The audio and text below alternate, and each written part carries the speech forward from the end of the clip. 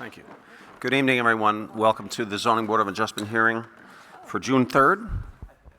We have one matter before us this evening, and that would be Christopher and Margaret Malik, formerly 406 Wilmot Center Road. Are you present? You are. All right. So before we launch into the presentation, there's just an administrative matter that I have to deal with, and that is we are required to have 5 voting members. And we have some members absent tonight. So the voting members, I believe, tonight will be myself, Ann Bedard, who's next to me. Heidi, Frank, and Stephen are out. Regrets. Lawrence, no Chadwick on my right. Julia, you will serve as an alternate. Oh, no, you are going to vote because Conrad is not here. He is out. I saw him this afternoon. He said he'd be here. I don't know what happened. But anyway, so we have our 5 people to vote. Everybody clear on that? Great. There's no confetti? Oh, man. No, Julia, there isn't. Okay. Now, the matter before us, another housekeeping items here. This hearing is being recorded.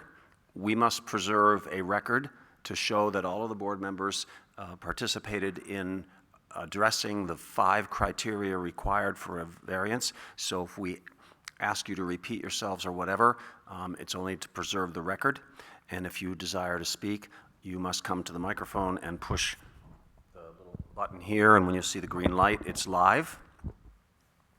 And with that, I'm just, in the interest of time, I'm going to try to paraphrase how we got here. So if one of you would like to come, step to the microphone, turn it on, and then you can agree or disagree on the record so that we're all on the same page as to what the facts are that got us here tonight. Yeah. And please identify yourself for the record. Yep. Chris Malik, 406 Wilmot Center Road. Okay. Thank you, Chris. And so what happened, as I understand, and we've all read the materials that you were presented, but sometime in 2017, around March, you applied for a building permit to add an addition to your existing home at the corner of Wilmot Center and Sparrowhawk Drive or Road or whatever it's called. An addition that's 16 by 24, is it? 16 by 24. 16 by 24, I thought so. And at that time, you presented a diagram for consideration that was not to scale. This diagram here indicating that the addition was going to extend towards Sparrowhawk Road. Correct. And you indicated the dimensions that you did. And so the zoning administrator at the time made a note on the permit that stated, quote, owner to verify with a surveyor or contractor that the front setback, that is the one that faces Sparrowhawk Drive, shown on the plan as 62 feet, is correct to ensure that the required front setback of 50 feet is maintained. And for the record, Conrad Bolton has appeared, and Conrad, you have to serve as an alternate. In your absence, we ask Julia to sit as a voting member. Okay. So the addition was constructed, post and beam, and you're very happy with it, and everything was rolling along great until 2025 when you decided to sell the house. Correct. And you have a signed purchase and sale agreement, and the buyer, God bless them, did their due diligence and went through the file and discovered that, in fact, a survey had not been obtained. So Pennyroyal Land Surveying did a survey and visited the property on May 12th and prepared this diagram. And what we see as a result is, in fact, the distance from the corner of the house closest to Sparrowhawk Road is only 32 feet to 32.2, I guess is what that is, feet, not the 60 feet that the original pencil diagram had indicated it would be, and that was a condition of the original building permit.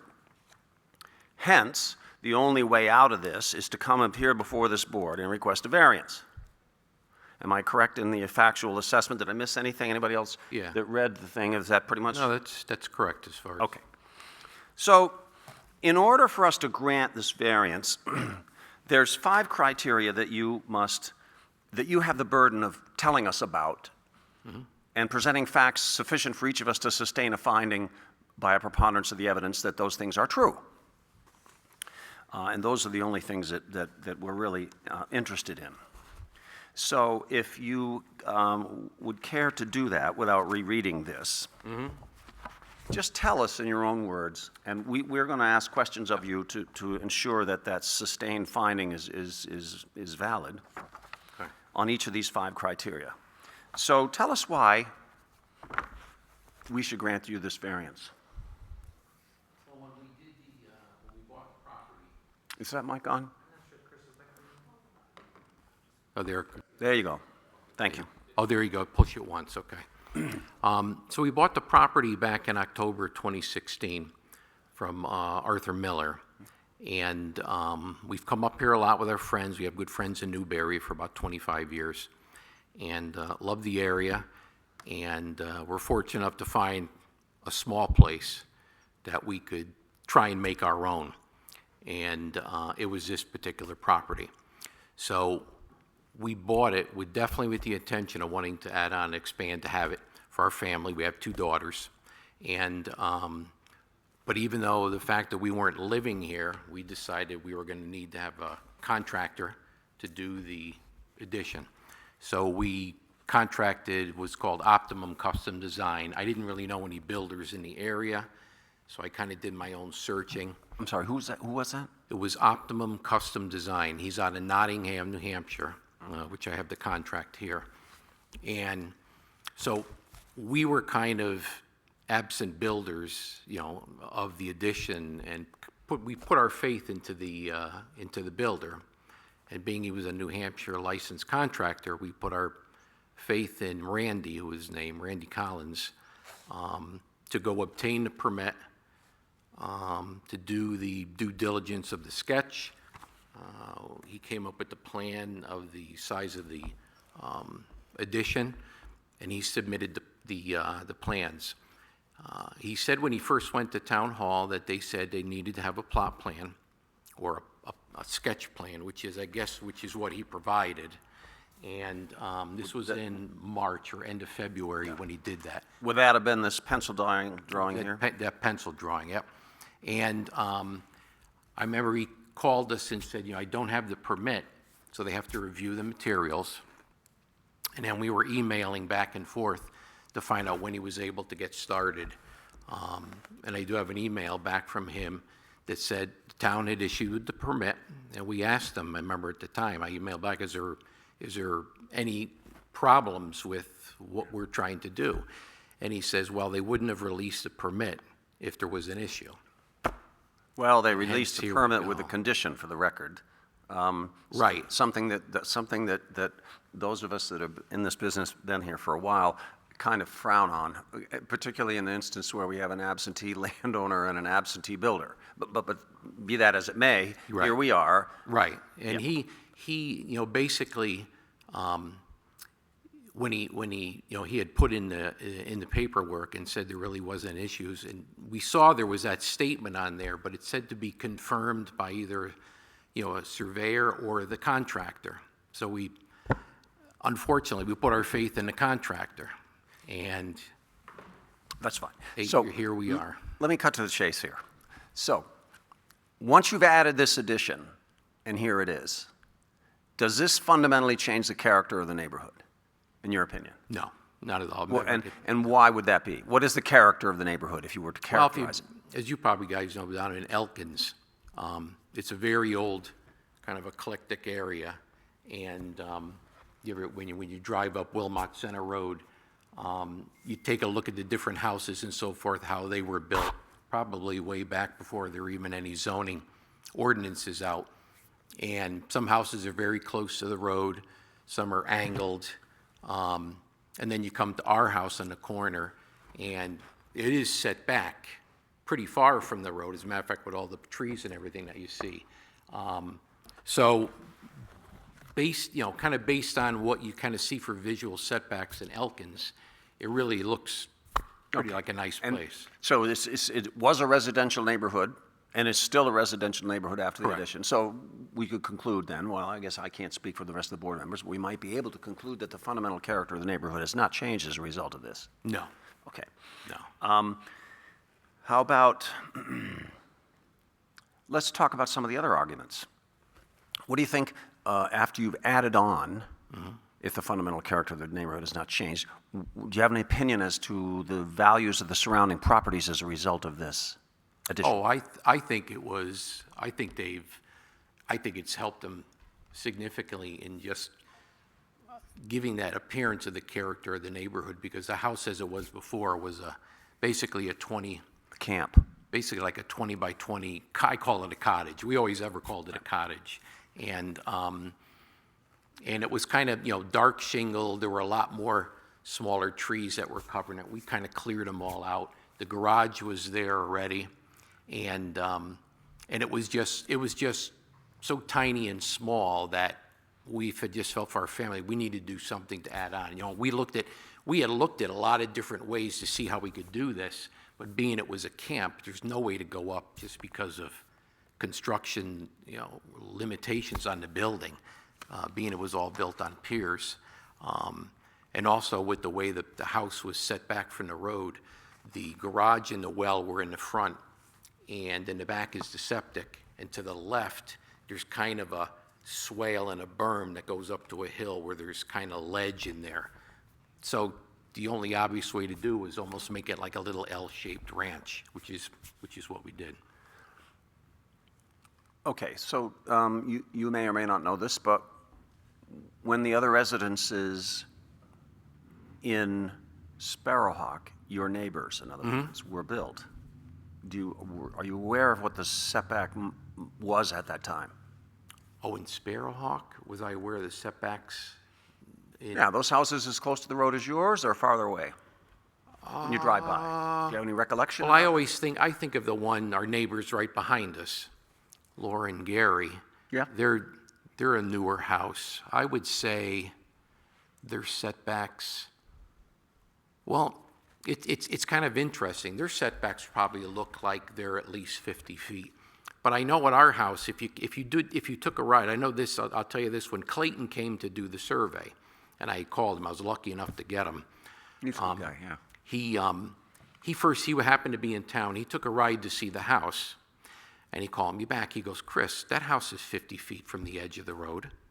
And I said, well, Clayton, we talked to Adam. We came in when the issue was found, and we talked to Adam, and Adam was good enough to come out and with a gentleman as well. And they went to look to find the stakes. They only found one, and it was set back in the woods and on the road, and he wasn't able to locate the one in the front corner.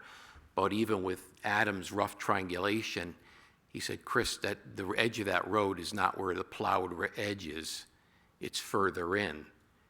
And we're like, really? So Yeah. time to get a surveyor in. But visually, if you looked at it, it looks like 50 feet. So. Any of my board members are free to chime in with questions on any of the 5 criteria if you would like, while I'm looking for something.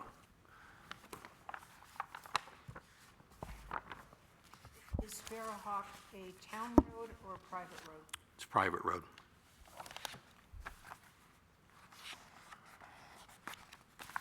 So for the record, Adam, what was the setback when the rest of those places on Sparrowhawk Road were constructed? Somewhere along the lines, the zoning changed from 2-acre minimum with the 25-foot front yard setback to a 4-acre 50-foot setback. So if we kind of extend the line parallel from the end of their house, which is just at a frame, to the neighbor's house is quite a bit closer to Sparrowhawk. Right, so if we look at this addition and with respect to the rest of the houses in the neighborhood, it doesn't appear that far out of whack then, does it? No, I didn't think so. So if the purpose of the zoning ordinance is to provide setbacks, to provide separation from the dwellings, in this particular neighborhood, that separation has not been violated because it's 32 feet instead of 50, when originally it was only 20. Would that be fair to say? First, I think it's actually, actually, it was 25. 25, Right, well. 25, yeah.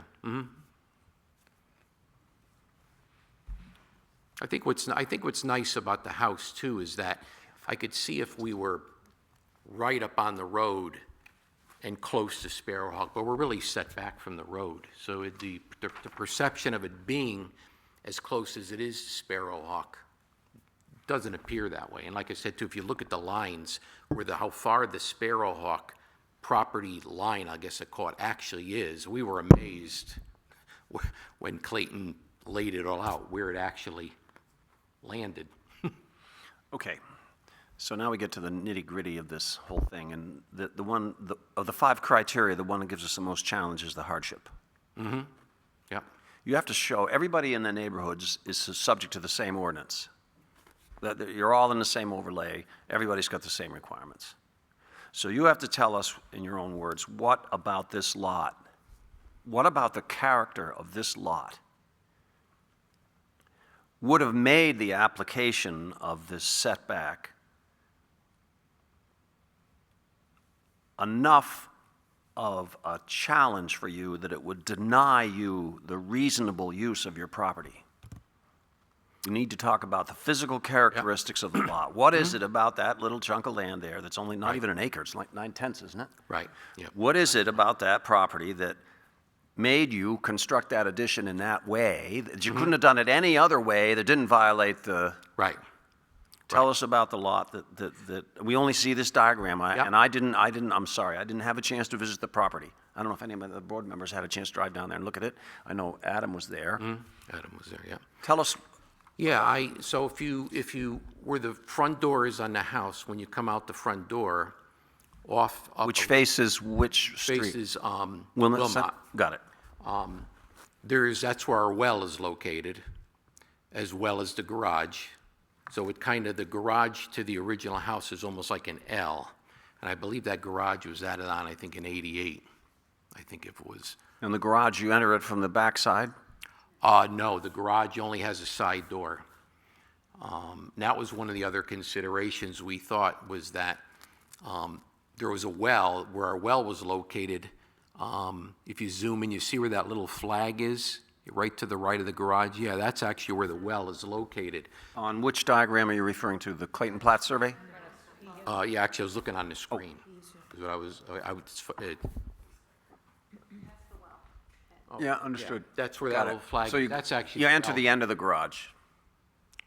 Gable end, I understand. Yeah, and then one of the considerations we thought of is there was a way to convert the garage, but the garage is actually stepped lower and feeds back into a corner of one of the original bedrooms, so it didn't make any sense to try and add on to the garage to have some kind of access through the bedroom, because the rest of the house was basically a living room, kitchen, and a very tiny bedroom in the back, which had some utilities in it.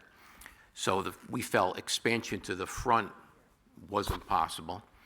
And then, as far as expansion in the back, that's where the septic's located. The septic, right, is on the, for the record, southeast end of the building. Yep. Great. Let's Yep. talk about the northeast end of the building. Okay, What's out there? Or the northeast, the northeast side. Well, that's where let's say, trying to see. So northeast is going to be the opposite of where Bingo. we added on, right? Bingo. Okay. Where you wouldn't have violated the setback. Right. Tell me why you didn't build there. Yeah, that side, if you looked at the property, it comes out maybe about 10 feet, but then it starts to go up in a wooded area where there's trees, and there's actually ledge and granite in there if you go further back in there. So All right. So that would have been pretty major. You were constrained by the rock outcroppings, et cetera, to go northeast. Yeah, Great. yeah. That would be a physical characteristic of the lot that would enter into the discussion. Anybody have you guys being real quiet tonight? Come on, I'm not carrying this whole discussion. You guys got to help me out here. How far, I mean, did you measure how far that ledge is? I'd say it starts out maybe like 10, 12 feet from that side.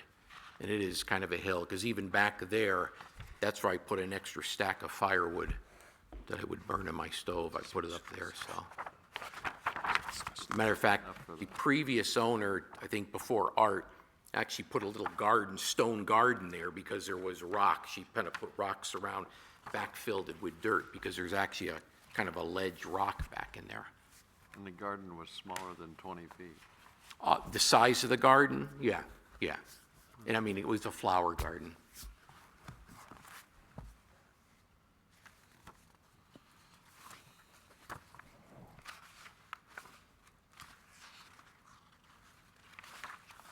So based on those three directions, the obvious one to us was to go towards Sparrowhawk.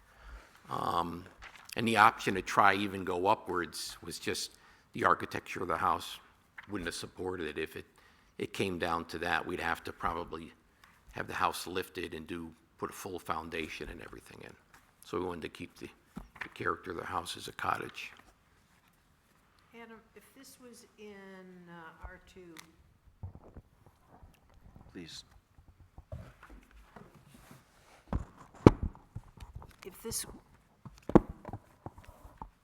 if this was in, am I on? Yes. You are. If this was in R2 instead of agricultural, what would the setback be? 25 feet. When did that get changed to agricultural? I don't have the exact year. I believe it was the early 2000s. We don't have an annotated zoning ordinance, so it's hard to, we have to just rely on people's memory to figure out when things changed. What is the character of the houses on Sparrowhawk? Are they mostly at that 4 acre minimum that's required? 2. 2 acres. Yeah. It's 2 With- acres now. Yeah. They were, It's a variety. Here you can see the tax maps. So along Wilmot Center Road, there's several other of similar size. And then Sparrowhawk, they are a little bit bigger, but they are all in the 2+, but less than 4. And oddly shaped as well, so you have some strange angles to work with. and these were subdivided before the AR, are these in ARR? They are. So the 2 acre would have gone up to 4 acre? Correct. With 50-foot setback. Yeah, I guess our original cottage was built in, it says it was built in 1920 as far as data on the town records, huh?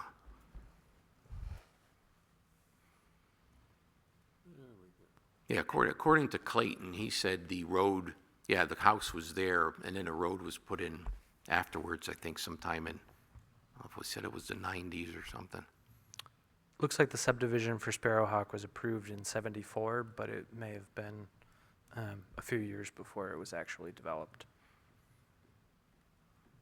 Do the elevation lines carry through to our side? No, it stops just at the property line. This is the, Individual versus lost. Where is the, oh, I see. So the high point is that X that's behind that? Is it?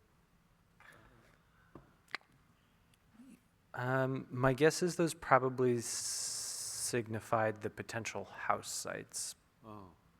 but without digging through the record. Oh, okay, yeah, because it's showing elsewhere.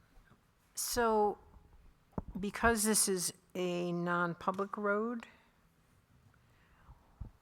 does that help us at all? No, the way that the definition for front yard, it's any adjacent right-of-way, public, private, federal. We even had to use it on 89.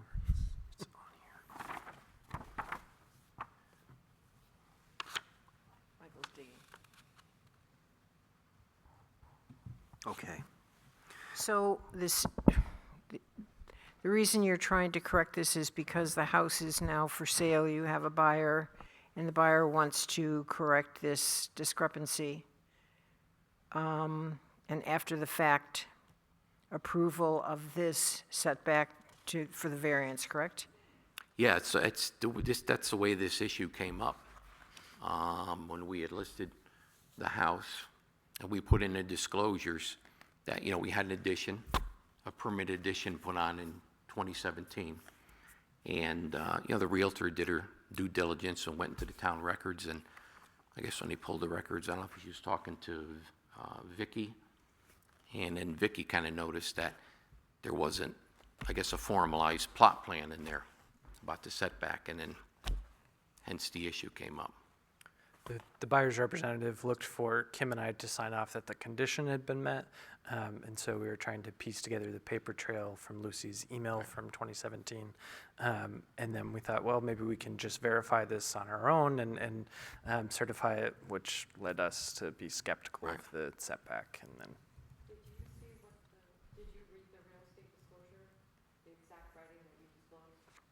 What exact wording you used to disclose the addition? Oh, you mean in our disclosure? We just said it was a permitted 16 by 24 addition added in 2017. You know, with your disclosure, you're supposed to put down everything you knew since you've owned the property that either you discovered or changed. So really what we're trying to do is correct an error that was made when the building permit was granted. In effect, that's what we're here to do, because you can't sell the property until we get this cloud off the title, essentially. I tell you what I did. So when Clayton came out and did his plot plan, he's put a marker there. So what I decided, I was as puzzled as everybody about this 62 feet. So if you go from Clayton's marker to what's looked to be the edge of the plowed road, I come up with 18 feet. There's dirt, there's woods, there's trees, and Yeah, well, that's where it looks like it's about 50 feet. And then I decided to measure the width of the road myself. It's about 26 feet, 24 feet. You cut that in half, I come up with 12 feet. And if I think about what our builder did, if he measured out from where he plotted it out and went to maybe to the center of the road, it's the only thing I can Well- think he did. Maybe being he's from Nottingham, they have something different there, or, A but I don't know. discussion of road law is beyond the scope of the hearing for the purposes, okay? It depends on the type of road, and I don't know what Sparrowhawk was. I don't know if it's a 2-rod or a 3-rod road, and so we run into this quite frequently. Where's the edge of the road? Where's the edge of the right-of-way? Right. You know, the landowner owns to the center line of the road, but the question is, what is the right-of-way? How wide is the right-of-way? Anyway, But let's save that for a future. In this particular case, the Sparrowhawk Road was part of a independent lot that was then subdivided. Right, so is in the this title- case, there really is a lot line along Sparrowhawk. Okay, so that's a deeded road then, like 89. It's deeded. You know exactly where the boundary is. Okay. Any more questions on that observation? I have a Please. question. So Michael mentioned something, and I think for me, it's more of a question. So you have a purchase and sale agreement. Has your buyer raised this as an impediment and they won't close if you don't get the variance? Or is there some other alternative, title insurance can insure over it? Like what's the status of your transaction pending the resolution of this variance? No, well, Please, you Yeah, have to come to if the, you don't- we have to yeah. have that on the record. It's not, It's fun up there. more about this, but Is it on? we'll be nice, don't worry. Yeah. The closing is scheduled for Friday, so this Friday. And we don't know if the bank knows about it at all. I don't know. We have nothing to do with the bank. So I don't know if anyone. You're knows not the about it. ones borrowing the money. Correct. right, So, right. So you are, as you're here today, you're actually not clear what are the consequences of this? Is that what I just want to make sure we're just here to, try and, I know, you're trying to correct the record, understood. I just didn't, I was just trying to, Michael made a comment about a cloud on the title and da-da-da-da-da, and I want to make sure we hear from you what your understanding. yeah, I don't know if What your this, status is. I don't know Okay. how this, if anyone knows about it. Okay. So how it would affect the title, I don't know. Okay. It's even part of the, Yeah. Well, I don't know.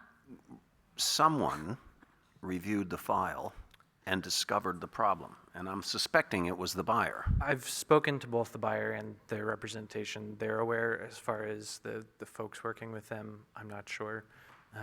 But they certainly are aware and relayed that they would like it corrected. Yeah, like it corrected.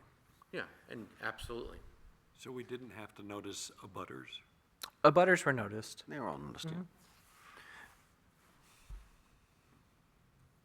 Anything further you wanted to point out? No, I have more discussion points. Oh, okay, yeah, no, go ahead. Don't let me interrupt. No, we could finish questions and then discuss. Okay, yeah, no, yeah, we haven't moved to the discussion phase yet. I do, if I may, I want to move to the question of substantial justice. And if we deny this variance,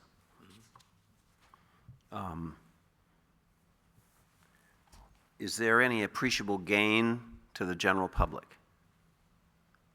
If we deny this variance, does the public gain anything from that? What happens if you deny, I don't know. What Well, I guess happens if you deny the variance, then I guess the structure's got to be removed. Right? So it doesn't benefit the area. If anything, maybe makes it look a little more awkward, but to the area, I don't know if it really. Right, because. I don't know if I understand really the full question, like what are you asking? Of us. It's Of a us. typical legal question. We can look at it another way. We can say, well, what is the loss to the individual if we deny this variance versus the gain to the public? The loss to us, Yeah. Well, You- financial, Yeah, we'd have to- emotional, Yeah, we'd have to, A lot we'd of- have to reconstruct the house, because that, the way with the addition it was added, it gained us what I call a really nice serviceable bedroom on that end, as well as a nice family room. Because the original structure, while it was a two-bedroom, one of the bedrooms was 6 by 8 or maybe? 8 by 8. They considered it a bedroom. It had, And yeah. we're like, okay, It has that's the- not gonna really work. Right. So, And it had the utilities in there, and the original house was 520 square feet yeah, yeah, total. so, And it's only now, what is it, 9, is it No. 1,000? What is it now? no, it's square 8 feet? something, 8, 8 and change total now. yeah. So- Okay, So what we'd have to do is, technically, the house would become a one-bedroom house if we had to remove the addition. all right. At this point, do any of the board members have any other questions of the petitioners? Yeah, I'm sorry. You are? The buyer. Oh, the buyer. Oh, I was wondering. Ow, ow. Welcome to the proceedings. Oh, we haven't met. We haven't met her, so. Jesus, yeah. Well, Now we have. by all means, take a moment and introduce yourselves in a public setting. It's just fine. Okay. Then at this point, do And- you want to take a minute to, have we? And you asked a question, which is a good question. So Michael asked you a question in service of one of these criteria that we have to consider to be able to evaluate the variance. And so the question about substantial justice and burden and benefit and public and all that, that's why we're asking that question. So it's trying to make sure that we've covered all of the elements of your application so that it's all on the record, so that when we make a final decision and after we have the discussion, that we heard from you what the impact would be to you in comparison to what is the benefit to the public, right? And so I just wanted to make sure you, Thank you. yeah, wasn't just some rando question No. you were being asked, so, And yeah. she's absolutely right, that the decision that we make is properly supported by the evidence on the record in the event of appeal by someone other than you. Okay, so at this point, if no one has any further questions of the petitioners, then I guess I would entertain a motion to discuss. Just one more clarification. Please On do. the survey, that there's a new spike on the Sparrowhawk, Wilmot Center Road Yep. now. There, matter of fact, Clayton left one of the markers right where it comes off the house, just for a reference sake for the new owner. And he also at the road, at Wilmot Center Road in Sparrowhawk, I believe he put a spike there with red tape. And then further down Sparrowhawk in the woods, he put a marker with tape. And then on the other, further down the road, opposite the driveway on Wilmot Center, he also marked that one as far as we know. So it was understood since you've owned the house, that the road of Sparrowhawk was the boundary. Yeah. Now, you talked about emails with Randy. Do you have any written documentation saying from your builder that it's permitted? Could you provide that to the board Yeah. for our record? I had this one here.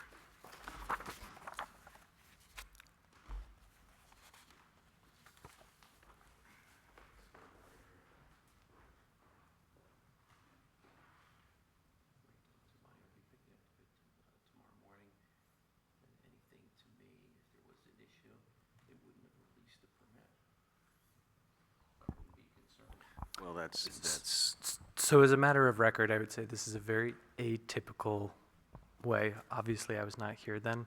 We wouldn't typically release a signed building permit card with a condition that's so vital to it actually existing.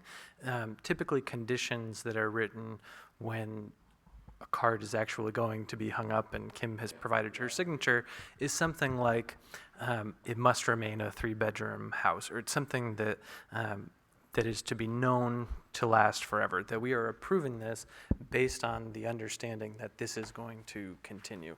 Not typically something so crucial to the issuance as a setback. And now we wouldn't we wouldn't take the word of a contractor. If we were concerned about setback, it would be licensed land surveyor. We would wait to get that survey, or sometimes they just go out and shoot the boundary and they tell us it's not a full survey. But we don't issue the permit until we have that in hand. So this was an atypical protocol, I would say. that's comforting. Speculation on why? Unfortunately, I didn't work with the zoning administrator who was here then, so it's hard to say. Any further questions or clarifications of the petitioner? I will also just add to Conrad to that, we have much better technology with aerial imagery and measuring now than they did even 8 years ago. So we have the ability to check setbacks much more easily in the office, so that could have been something that played into her issuing the permit back then. Yeah, but 30 feet. Conrad, we have what we have before us. So at this point, I would entertain a motion to discuss if the board thinks we're ready. So moved. Second. It has been moved and seconded that we discuss. All those in favor signify by saying aye. Aye. All those opposed? Hearing none, we are in discussion mode. Let us hammer forth on the 5 criteria and see what we come up with. Yeah, so I kind of had broke this down into 2 things I wanted, or 2 sections I kind of wanted to figure out. And so in the testimony from the owners, what I wanted to understand is the facts of how we arrived to not having a permit. And I think what we have on the record, which is helpful, is there does appear to be supportive facts that there was a good faith effort, which can support that they did rely on the contractor, and the contractor in writing said there's nothing to be concerned about, they're out of state. And then I think we also have what Adam was just explaining, where this is an atypical way to get a permit, so we typically wouldn't have the ability to put someone in that position where they believe they have a permit with such a big condition, it really should never have left the office. So I think the distinguishing factors there help me arrive to actually looking back at the variance to kind of get to what I find. If they would have then found out, you're at 30, not 62, you guys would have to get a variance to do this. And then we have also evidence on the record that there are conditions of that property that do tend to find that in 2017, we all probably could have found that you can only go out that way. So it's those two things where I think we're kind of leaning towards what we have before us would allow us to kind of find in favor, because there's those outliers. I think what I was concerned about with this case is if we had evidence of owners that were just trying to build the addition because they wanted to build the addition and benefited from some sort of misuse of the variance because we wouldn't want a pattern or, precedence of that. No, we wouldn't want So this we have some scenario as a distinguishing method of factors here. subverting the ordinance. We sure don't. We have seen some more clever ruses before, but this doesn't appear to And be that's fit why I into that thought it was category. helpful, I think the fact pattern is helpful to arrive at some reliance on the town and the contractor. What do you think? What is the implication going forward for a purchaser to use that variance in reconstruction of a different house? The variance that we're granted is limited to the pre-existing condition of the property. Any further changes that they're proposing, if the new buyer wants to do some further changes, they would have to fill out a building permit, and it would go through the proper channels, and and the planning board or whatever, and if it violated any of these setbacks that we now have a drawing for, they'd have to come back again for a variance or a special exception, as the case may be. But I they don't could think- use the existing footprint that is non-conforming for any future renovation. Correct. Correct. Once a variance is issued for this portion of the addition, because not the entire addition is within the setback, just a portion of it, that runs with the property, and today, or after today, it would be considered legally non-conforming. So if somebody wanted to tear the entire place down, they could replace that within the exact same dimension. Within the existing footprint. Same height, same footprint, eve lines at the same height, Right. everything the same. But they couldn't substantially improve the non-conforming part. They couldn't expand it. Substantially improved is defined very specifically in our ordinance, so I have to say, yes, they could, because that, to us, means improve the constructed value by more than 50% of the assessed value. And so, on something this small, the assessed value is very small. New siding and a new roof would be, for us, Pushes over substantially the top, improved. yeah. Right. So, they could not expand from what is there. So there's no need for us to introduce any conditions for no further expansion on the property. Just let it go. Let them do what they want, and subject to the building permit rules. And I think if you were to decide that you want to make a motion to grant this variance, you could condition it specifically to the dimensions on Clayton's survey that coincide with the 2017 building permit application, to be very specific. Save that, hold that language. Okay, so we, To make clear that the variance is to effectively correct a defect that exists because of these facts that were presented. Mm-hmm. And then you can reference as depicted on survey of Clayton Plat of May 12th, 2025. okay, we talked about hardship, we talked about ledge, we talked about expanding to this northeast was not feasible. There's evidence in the record to that effect. There's evidence in the record that the remaining houses on Sparrowhawk Road all have setbacks less than 50 feet. So this particular 37 feet or 32 feet or whatever it is not terribly out of character with the neighborhood. There's no fundamental change in the character of the neighborhood. Have we dealt with all the five? Have we addressed all the five? Hardship, we talked about. They can't go northeast because of the ledge and outcroppings of rock. And substantial justice, we talked about. We That's talked about substantial justice. There's no gain to the general public by denying this, given the character of the neighborhood as it exists. And I think what I clarified, where I don't think we have any bad faith facts. No, not that I see. A little negligence maybe, but no bad faith. You know, you always want to ask who they are. negligence on the part of a party that's not represented here and before us today. Thank you. Yes, Thank you for that clarification. sure. Well, ladies and gentlemen, are we ready for a vote? I will take a motion. Motion. Make the motion. I move that we approve the variance, subject to the condition that the variance is specifically limited to the survey as depicted as of whatever that date is. Clayton Platt dated May 12, 2025, which has become a part of the record. Yes. That is the motion I would make. Any changes? Anybody ready to roll here? We have a second. I'll second it. Thank you, Ann. Any further discussion on the motion? Are we all clear on what we're voting on? Okay, voting members, all those in favor of this approval of the variance with the condition stated signify by saying aye. All those opposed?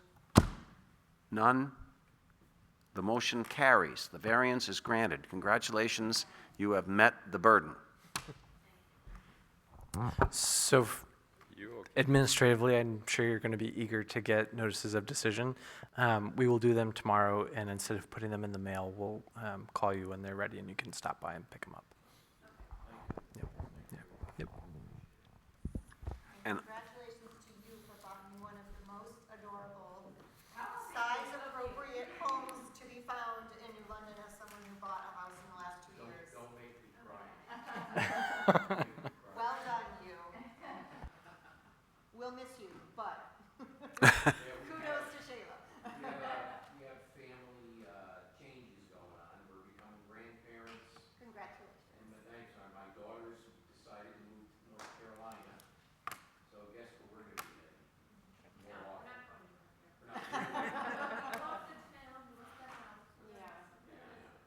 That was our, Bunny hole.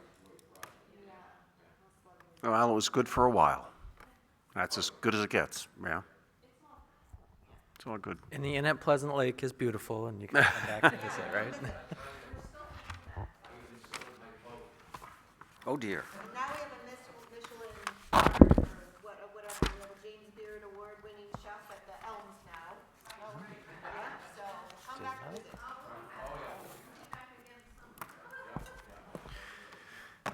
I don't have my agenda in front of me. Adam, is there further things? We have have three other sets of business? Let's see. 3 sets of minutes that we deferred from the last meeting. Oh, my Are people Lord. ready to? Sure.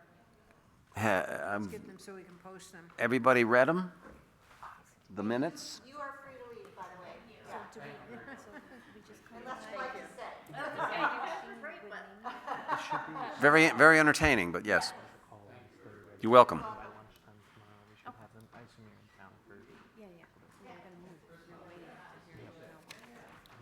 I can't vote on those minutes. I haven't read any of them.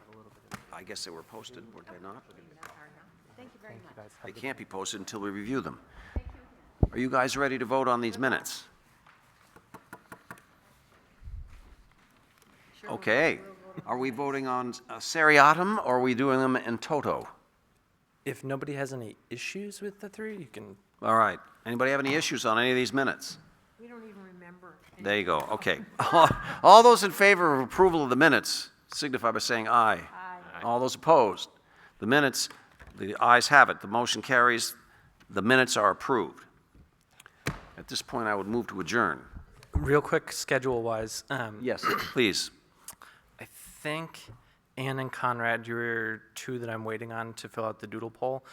So if you could just go in. I sent an email yesterday, just trying to figure out our summer schedule. It seems like we're going to stay somewhat busy through the summer, so I want to make sure we're giving people realistic dates for availability. We do have an application for the 17th that we processed last Friday. So it looks like we have, by people who have replied to the doodle poll, we have enough for the 17th, so I think we're good to go there. Looks like June 1st, or July 1st rather, everybody is on board with nixing the holiday week one, and then it looks like the September 2nd, the day after Labor Day, we will also need to take that off our calendar. There's not much availability that day. I decided to go fishing, Okay. so I won't be here on the 17th. Okay, I think we still have a quorum, but if you guys want to fill that out, and I will rattle Frank's cage again too, because he hasn't filled it out. I think we are safe with the quorum, though. If you're in the office, I can help you tomorrow. I didn't tell him I was available. I just said, You told me you were available I everywhere. just told that you I never don't take go anywhere. vacations. So that's that. Always in harness. Michael, what if we both don't? That could be a problem. We need a motion. Did you move to adjourn? I did. Did I get a second? Second. Is it open for discussion? Is there any discussion on the motion to adjourn? Hearing none, all in favor, say aye. Aye. All opposed? The ayes have it, we are adjourned.